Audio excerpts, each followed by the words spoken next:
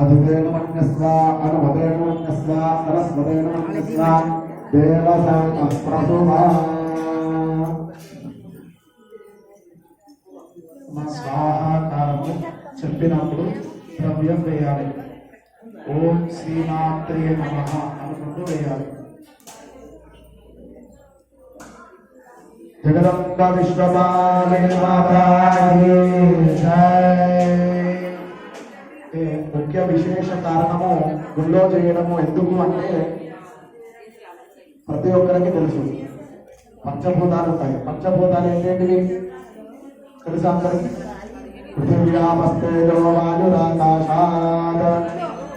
పంచభూతాలలో పృథివీ, నీళ్లు, తేజస్సు, తేజస్సు అంటే అగ్ని, వాయు, పృథివ్యాపస్తేజో వాయు, ఆకాశము.